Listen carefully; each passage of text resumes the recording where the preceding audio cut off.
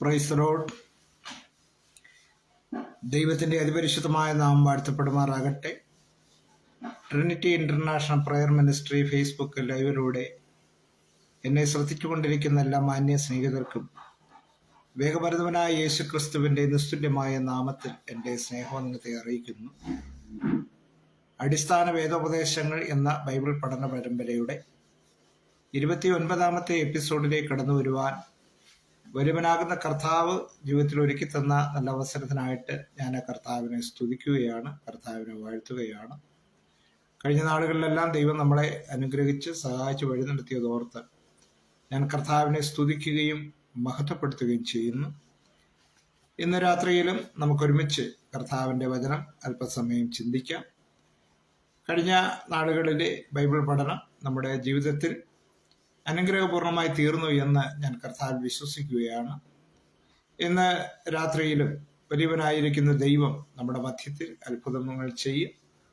തിരുവചനത്തിലെ അത്ഭുതങ്ങൾ കാണേണ്ടതിനായിട്ട് നമ്മുടെ ദൃഷ്ടികളെ പ്രകാശിപ്പിക്കണമേ എന്ന് നമുക്ക് ദൈവസന്നിധിയിൽ പ്രാർത്ഥിക്കാം.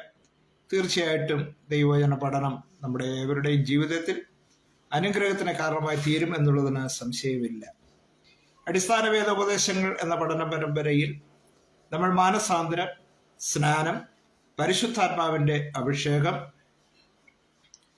വേർപാട് എന്നീ ഇത്യാദി വിഷയങ്ങളെക്കുറിച്ചെല്ലാം കഴിഞ്ഞ നാളുകളിൽ നിങ്ങളോട് സംസാരിക്കുവാൻ ഇടയായി. ഇന്ന് സംസാരിക്കുന്ന വിഷയം കൂട്ടായ്മ എന്നുള്ള വിഷയമാണ്. അനാദരമായി നമുക്ക് അപ്പോസ്തലപ്രവൃത്തി 4-ാമത്തെ അധ്യായം അതിൻ്റെ 41-ാമത്തെ വാക്യം വായിക്കുന്നു. അവൻ്റെ വാക്ക് കൈക്കൊണ്ടവർ സ്നാനമേറ്റു. അന്ന് 3000-ഓളം പേർ അവരോട് ചേർന്നു. അവർ അപ്പോസ്തലന്മാരുടെ ഉപദേശം കേട്ടും കൂട്ടായ്മ ആചരിച്ചും അപ്പം നുറുക്കിയും പ്രാർത്ഥന കഴിച്ചും പോന്നു. അപ്പോൾ ലോകത്തിൽ നിന്ന്, പാപത്തിൽ നിന്ന് വേർപെട്ടിട്ട് പിന്നെ ഒരിടത്ത് നിൽക്കുകയല്ല. ചിലർ വേർപെട്ടിട്ട് പിന്നെയും വേർപെട്ടു പോകുന്ന ഒരനുഭവമുണ്ട്. അതല്ല, അപ്പൊ ലോകത്തിൽ നിന്ന് വേർപെട്ടവർ പിന്നെ അടുത്തതായി അവർ കൂട്ടായ്മ ആചരിക്കേണ്ടത് അത്യാവശ്യമാണ്. പലരായ അവർ ഒരുമിച്ച് ചേർന്ന് ഒരു കൂട്ടായ്മ ബന്ധം, അതാണ് സഭ. സഭയ്ക്കകത്ത് യഹൂദനെന്നോ യവനനെന്നോ ദാസനെന്നോ സ്വതന്ത്രനെന്നോ പുരുഷനെന്നോ സ്ത്രീയെന്നോ കുഞ്ഞുങ്ങളോ എന്നൊന്നും വ്യത്യാസമില്ലാതെ എല്ലാവരും ഒരുമിച്ച് ചേരുന്ന ഒരുമിച്ച് ചേരുന്ന ഒരു സംഘമാണ് പിന്നീട് സഭയായി മാറുന്നത്. പഴയ കാര്യങ്ങളെല്ലാം കഴിഞ്ഞുപോയി, പഴയ സ്വഭാവ സവിശേഷതകളെല്ലാം മാറി അവർ പുതിയ ഒരു സ്വഭാവ സവിശേഷതയ്ക്ക് ഉടമകളായി മാറും. പാപത്തിൽ ജീവിച്ചിരിക്കുന്ന മനുഷ്യൻ യേശുക്രിസ്തുവിനാൽ നീതീകരിക്കപ്പെട്ട് അല്ലെങ്കിൽ വീണ്ടെടുപ്പ് പ്രാപിച്ച് അല്ലെങ്കിൽ വീണ്ടും ജനനം പ്രാപിച്ചവർ അവർ ഒരു പുതിയ സൃഷ്ടിയായി തീർന്നു. പലരാണെങ്കിലും പല രീതിയിലാണെങ്കിലും അവരെല്ലാം ഏക സ്വഭാവമുള്ളവരും ഏക ശരീരവുമായി മാറും. അപ്പോഴാണ് അത് ഒരു കൂട്ടായ്മ ബന്ധത്തിൽ ആയിത്തീരുന്നത്. അപ്പൊ പാപത്തിൽ നിന്ന് വിടുതൽ പ്രാപിച്ചവർ അല്ലെങ്കിൽ യേശുക്രിസ്തുവിനാൽ നീതീകരിക്കപ്പെട്ടവർ ഒന്നിച്ചു ചേർന്ന് കൂട്ടായ്മ ആചരിക്കേണ്ടത് ഉപദേശങ്ങളിൽ പ്രധാനപ്പെട്ട ഒരു കാര്യമാണ്. അപ്പോൾ അങ്ങനെയുള്ള ഒരു കൂട്ടായ്മ ബന്ധം നമ്മുടെ ജീവിതത്തിൽ ഉണ്ടാകണം. എന്തിനെല്ലാം നമ്മുടെ ജീവിതത്തിൽ കൂട്ടായ്മ ഉണ്ടാകണമെന്ന് ചില വാക്യങ്ങളിലൂടെ നിങ്ങളോട് സംസാരിക്കുവാൻ ആഗ്രഹിക്കുന്നു. ഒന്നാമതായി, പാപത്തിൽ നിന്ന് വേർപെട്ടവർ യേശുക്രിസ്തുവിന്റെ കൂട്ടായ്മ ഉള്ളവരായി തീരണം. നമുക്ക് 1 കൊരിന്ത്യർക്ക് എഴുതിയ ലേഖനം അതിന്റെ 1-ാമത്തെ അധ്യായം അതിന്റെ 9-ാമത്തെ വാക്യം വായിക്കും. 1 കൊരിന്ത്യർ 1:9. തന്റെ പുത്രനും നമ്മുടെ കർത്താവുമായ യേശുക്രിസ്തുവിന്റെ കൂട്ടായ്മയിലേക്ക് നിങ്ങളെ വിളിച്ചിരിക്കുന്ന ദൈവം വിശ്വസ്തൻ. അവിടെ കൊരിന്തിലുള്ള ദൈവസഭയോട് അപ്പോസ്തലനായ പൗലോസ് ലേഖനം എഴുതി പ്രബോധിപ്പിക്കുമ്പോൾ പറയുന്നു, തന്റെ പുത്രനും നമ്മുടെ കർത്താവുമായ യേശുക്രിസ്തുവിന്റെ കൂട്ടായ്മയിലേക്ക് നിങ്ങളെ വിളിച്ചിരിക്കുന്നു. അപ്പോൾ കർത്താവായ യേശുക്രിസ്തുവിനാൽ രക്ഷാനിർണയം പ്രാപിച്ചവർ അവരെ ദൈവം എന്തിനു വേണ്ടി വിളിച്ചിരിക്കുന്നു എന്ന് ചോദിച്ചാൽ അവർ യേശുക്രിസ്തുവിന്റെ കൂട്ടായ്മയിലേക്ക് വിളിച്ചിരിക്കുന്നു. പിന്നെ മറ്റ് ആളുകളുമായിട്ടുള്ള കൂട്ടായ്മയല്ല, അല്ലെങ്കിൽ മറ്റ് ദൈവങ്ങളുമായിട്ടുള്ള കൂട്ടായ്മയല്ല, അല്ലെങ്കിൽ അതും വേണം ഇതും വേണം എന്നുള്ള ചിന്താഗതിയല്ല. യേശുക്രിസ്തുവിന്റെ രക്തത്താൽ വിളിച്ചു വേർതിരിക്കപ്പെട്ട ഓരോ ദൈവ മക്കളും അവർ യേശുക്രിസ്തുവിൻ്റെ കൂട്ടായ്മയിലേക്ക് കർത്താവ് വിളിച്ചിരിക്കുന്നു. ആ ദൈവം, നിങ്ങൾ വിളിച്ചിരിക്കുന്ന ദൈവം വിശ്വസ്തനാണ്. ലോകത്തിൽ അനേക അവിശ്വസ്തന്മാർ ഉണ്ടായിക്കൊണ്ടിരിക്കുമ്പോൾ വിശ്വസ്തനായിരിക്കുന്ന ദൈവം നമ്മളെ വിളിച്ചിരിക്കുകയാണ്. ദൈവത്തിൻ്റെ കൂട്ടായ്മയിലേക്ക് നമ്മളെ വിളിച്ചിരിക്കുന്നു. ആ ദൈവം നമുക്ക് വിശ്വസ്തനാണ്. ചില വാഗ്ദത്തങ്ങളിൽ വിശ്വസ്തനാണ്. തന്നോട് വിളിച്ചപേക്ഷിക്കുന്നവർക്ക് എല്ലാവിധമായ നന്മകളും നൽകുമെന്നുള്ള കാര്യത്തിൽ വിശ്വസ്തനായി ദൈവം നിലകൊള്ളുകയാണ്. അതാണ് അവിടെ പറയുന്നത്, യേശുക്രിസ്തുവിൻ്റെ കൂട്ടായ്മയിലേക്ക് നിങ്ങളെ വിളിച്ചിരിക്കുന്ന ദൈവം വിശ്വസ്തൻ. അപ്പോൾ ഒന്ന്, യേശുക്രിസ്തുവുമായിട്ടുള്ള കൂട്ടായ്മയിലേക്ക് കർത്താവ് നിങ്ങളെ വിളിച്ചിരിക്കുന്നു. കൊലോസ്യർക്ക് എഴുതിയ ലേഖനം 2-ാമത്തെ അധ്യായം അതിൻ്റെ 6-ാം വാക്യത്തിലും അത് കാണുവാനായിട്ട് സാധിക്കുന്നു. നമുക്ക് കൊലോസ്യർക്ക് എഴുതിയ ലേഖനം 2-ാമത്തെ അധ്യായം അതിൻ്റെ 6-ാമത്തെ വാക്യം ഒന്ന് വായിക്കുന്നു. ആകയാൽ നിങ്ങൾ കർത്താവായ ക്രിസ്തു യേശുവിനെ കൈക്കൊണ്ടതുപോലെ അവന്റെ കൂട്ടായ്മയിൽ നടപ്പിൻ. അപ്പോൾ ഒന്ന്, യേശുക്രിസ്തുവിന്റെ കൂട്ടായ്മയിലേക്ക് നിങ്ങളെ ദൈവം വിളിച്ചിരിക്കുന്നു.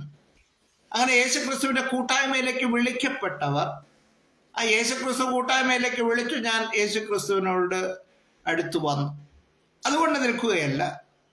പിന്നെ ഇവിടെ കൊലോസ്യർക്കെഴുതിയ ലേഖനത്തിൽ പറയുന്നത് കൂട്ടായ്മയിൽ നടക്കണം. യേശുവുമായിട്ടുള്ള കൂട്ടായ്മയിൽ നടക്കണം. യേശുവിൽ നിന്ന് വേർപെട്ടു പോകാനായിട്ട് പാടില്ല. യേശുവിൻ്റെ കൂട്ടായ്മ നടക്കുന്നു എന്ന് പറഞ്ഞാൽ യേശു എങ്ങോട്ട് പോകുന്നു അവിടേക്കെല്ലാം യേശുവിനോടൊപ്പം കൂട്ടായ്മ ആചരിക്കുന്നവരും നടന്നുകൊള്ളണം. യേശു വിശുദ്ധിയുടെ മാർഗത്തിലേക്ക് നടക്കും. യേശുവിനോടൊപ്പം കൂട്ടായ്മയുള്ളവരെല്ലാം യേശുക്രിസ്തുവിൻ്റെ വിശുദ്ധിയിൽ നടക്കേണ്ടതാണ്. അവിടെ പറയുന്ന ആകെ കൂട്ടായ്മയിൽ നടക്കുമ്പോൾ പിന്നെ എന്ത് ചെയ്യും? അവനിൽ വേരൂന്നണം, ആഴത്തിൽ വേരൂന്നണം. ഒരു വൃക്ഷത്തിന് ആഴത്തിൽ വേരൂന്നാൻ കഴിഞ്ഞില്ല എങ്കിൽ ആ വൃക്ഷം പ്രതികൂലങ്ങൾ വരുമ്പോൾ, അല്ലെങ്കിൽ വേനൽക്കാലം വരുമ്പോൾ, അല്ലെങ്കിൽ ശക്തമായ കാറ്റടിക്കുമ്പോൾ ആ വൃക്ഷം നശിച്ചു പോകാനായിട്ടിടയായി. അതുപോലെ തന്നെ ക്രിസ്തുവിൻ്റെ കൂട്ടായ്മയിൽ നടക്കാത്ത വ്യക്തികൾ പ്രതികൂല മണ്ഡലങ്ങളിൽ തളർന്നു പോകാനിടയാകും. അതാണ് പറയാ, കൂട്ടായ്മ നടപ്പിൽ അവനിൽ വേരൂന്നിയും ആത്മീയ വർധന പ്രാപിച്ചും. അപ്പൊ യേശുവുമായിട്ടുള്ള കൂട്ടായ്മ ബന്ധത്തിൽ ഒരുവൻ നടകൊള്ളുമ്പോൾ അവൻ ആത്മീയ വർധന പ്രാപിക്കുന്നു. അനേകർക്ക് ആത്മീയ വർധനയേക്കാൾ ഉപരി മറ്റു പല വർധനവുകൾക്ക് വേണ്ടിയിട്ടാണ് അനേകർ യേശുവിനെ പിൻപറ്റുന്നത്. എന്നാൽ ഒരു ദൈവവേദനെ സംബന്ധിച്ചിടത്തോളം അവിടെ അപ്പോസ്തലനായ പൗലോസ് പറയുന്നത്, നിങ്ങൾ ആത്മീയ വർധന പ്രാപിച്ചും നിങ്ങൾക്ക് ഉപദേശിച്ചു തന്നതിനൊത്തവണ്ണം വിശ്വാസത്തിൽ ഉറച്ചു. അപ്പൊ യേശുക്രിസ്തുവുമായിട്ടുള്ള കൂട്ടായ്മ ബന്ധത്തിൽ നടക്കുമ്പോൾ ആത്മീയ വർധന പ്രാപിക്കും. അടുത്ത് പിന്നെ പറയും വിശ്വാസത്തിൽ ഉറയ്ക്കും. വിശ്വാസത്തിൽ ചാഞ്ചാടുന്ന അനുഭവമല്ല. യേശുവുമായിട്ടുള്ള കൂട്ടായ്മ ബന്ധത്തിൽ ഒരുവൻ പോകുമ്പോൾ അവൻ വിശ്വാസത്തിൽ ഉറച്ചും സ്തോത്രത്തിൽ കവിഞ്ഞു വിരിപ്പീൻ. അപ്പോൾ യേശുവുമായിട്ടുള്ള കൂട്ടായ്മ ബന്ധത്തിൽ നടക്കുമ്പോൾ അവൻ സ്തോത്രത്തിൽ കവിഞ്ഞിരിക്കും. ലഭിക്കുന്ന എല്ലാ നന്മകളായാലും തിന്മകളായാലും അവൻ ദൈവത്തിന് സ്തോത്രം പറയുന്നവനായിരിക്കും. തെസ്സലോനിക്കർക്കെഴുതിയ ലേഖനത്തിൽ അതുകൊണ്ടാണ് പൗലോസ് പറയുന്നത്, എല്ലാറ്റിനും സ്തോത്രം, ഇടവിടാതെ പ്രാർത്ഥിപ്പില്ല, എല്ലാറ്റിനും സ്തോത്രം ചെയ്യും, ഇതല്ലോ നിങ്ങളെക്കുറിച്ച് ക്രിസ്തു യേശുവിൽ ദൈവ ഇഷ്ടം. അപ്പോൾ യേശുക്രിസ്തുവുമായിട്ടുള്ള കൂട്ടായ്മ ബന്ധത്തിൽ നടക്കുമ്പോൾ യേശുക്രിസ്തുവിൽ വേരൂന്നുവാനായിട്ട് സാധിക്കുന്നു. അവൻ ആത്മീയ വർധന പ്രാപിക്കുവാനായിട്ട് സാധിക്കുന്നു. വിശ്വാസത്തിൽ ഉറയ്ക്കുവാനായിട്ട് സാധിക്കുന്നു. നമ്മുടെ ജീവിതത്തിൽ എത്രത്തോളം വിശ്വാസത്തിൽ ഉറപ്പും ധൈര്യവും ഒക്കെ ഉണ്ട്.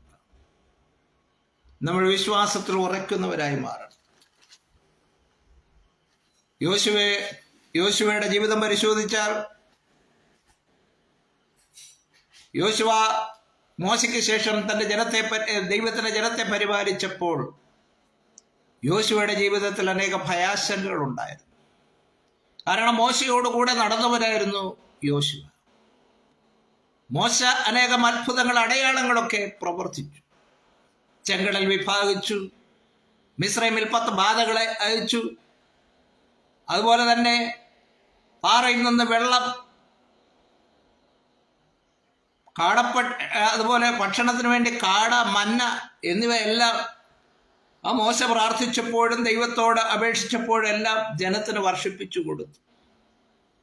ഇത്രയും കാര്യങ്ങളൊക്കെ ചെയ്തിട്ട് പോലും മോശയ്ക്കെതിരെ പിറുപിറുക്കുവാനും മോശയ്ക്കെതിരെ സംഘം ചേരുവാനും മോശയ്ക്ക് വിരോധമായി കൂട്ടുകെട്ടുണ്ടാക്കുവാനും എല്ലാം മരുഭൂമിയിൽ ആളുകൾ എഴുന്നേറ്റു.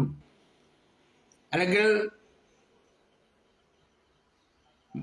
കനാൻ ദേശത്തേക്ക് യാത്രയാകാൻ പുറപ്പെട്ട ജനത്തിന്റെ കൂട്ടത്തിൽ മോശയ്ക്കെതിരായി നിൽക്കുന്നവർ അനേകരുണ്ടായിരുന്നു. അവരെല്ലാം ദൈവം അതാത് സമയത്ത് നീക്കം ചെയ്തു എന്നുള്ളത് സത്യം തന്നെ. എങ്കിലും അവർ മുഖാന്തരമുള്ള അനേക പ്രതിസന്ധികൾ മോശ അനുഭവിക്കുവാനിടയായി. അതെല്ലാം കണ്ടുകൊണ്ടിരിക്കുകയായിരുന്നു യോശുവ. പിന്നത്തേത് യോശുവ നേതൃത്വം ഏറ്റെടുത്തപ്പോൾ യോശുവയ്ക്കും അനേകം ഭയമുണ്ടായിരുന്നു.